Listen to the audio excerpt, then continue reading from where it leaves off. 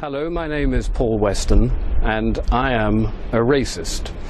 I know I'm a racist because I'm told I'm a racist by a great deal of people.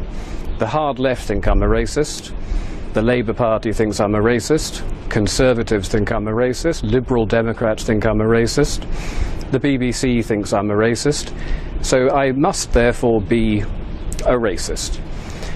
Why am I a racist? It's very simple. I wish to preserve the culture of my country. I wish to preserve the people of my country. And in doing so, that makes me a designated racist in today's society. Now, this is something that's been moved by the left. The goalposts have been moved by the left a considerable distance on this. In order to be termed a racist 30 or 40 years ago, you had to actively dislike foreign people. Now, I don't dislike foreign people. What I do like, what I love, is my country, my culture, and my people. And I see that under a terrible threat at the moment. Britain is a very small country that's opened its doors to the mass immigrants of the third world, and we are simply being overwhelmed. Our schools can't cope, our hospitals can't cope. Very little can cope anymore. Our welfare system is on the verge of buckling as well.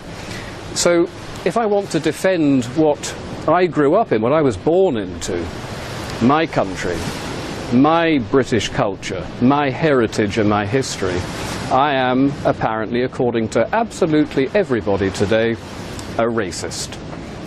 But I don't think that's the case.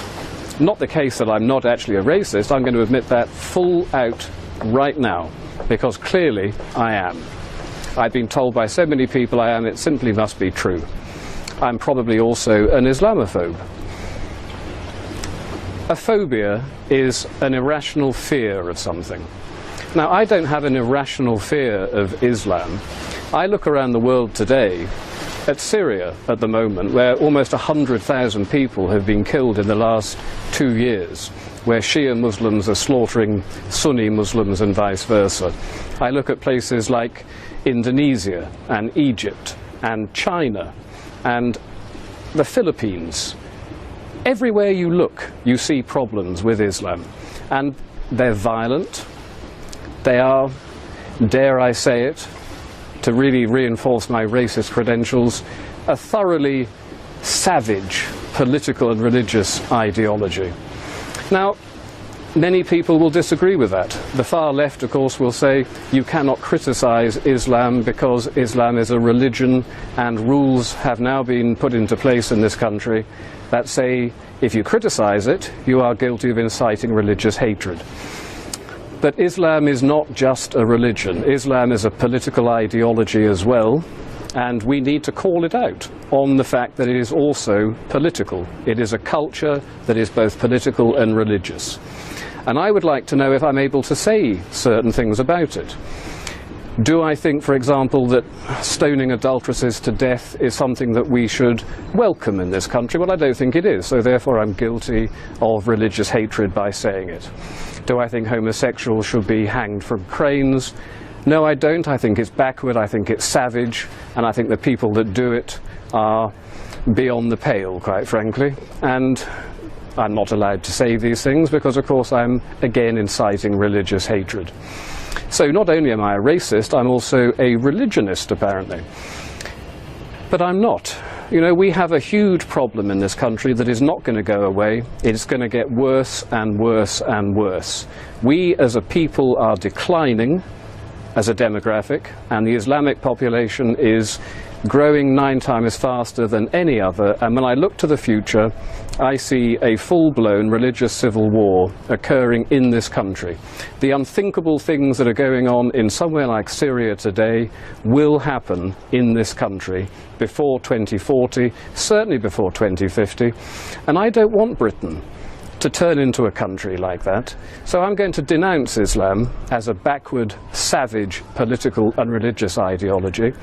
And to hell with what anybody thinks about that. Because if we don't do something about it, we are going to be involved in something that most people can barely even begin to imagine in Britain.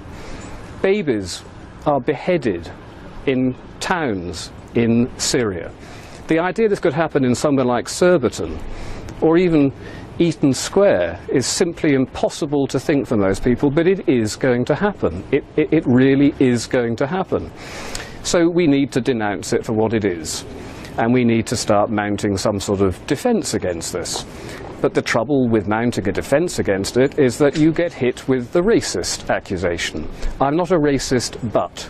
Well, here's the thing, I am a racist. If I want to avoid a civil war happening in my country, I am prepared to accept being called a racist. And you should be prepared to accept being called a racist as well. Let's all just say, yes, we're dreadful, dreadful racists, and let's start denouncing an ideology that is the most primitive, backward, savage ideology that we've willfully imported into this country by the left, by people like Tony Blair, who did it deliberately in order to undermine our culture, our people, our country, my country. They did it deliberately. And then they said, you're not allowed to actually argue with us about this. Well, I'm arguing with you about this, Mr. Blair, and I'll tell you something. You denounced, you repealed the treason law shortly after you came into power. I think you committed treason, Mr. Blair. I think you committed treason when you said we are going to import the third world in order to rub the noses of the right in diversity. To me, that's treason. Your principal duty is to uphold the best interests of the people of this country. The idea that you deliberately set out to undermine us and to subvert us is an act that's criminal. It doesn't matter that you repealed the laws, those laws can be brought back. And one day, Mr. Blair, you will be tried for treason, along with the rest of your cabinet and every single high-ranking Labour politician that allowed this criminal act to happen. And I'm going to tell you this.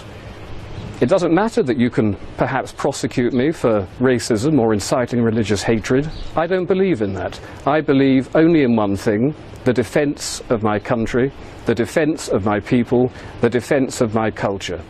And everything else can just go to hell. I am a racist.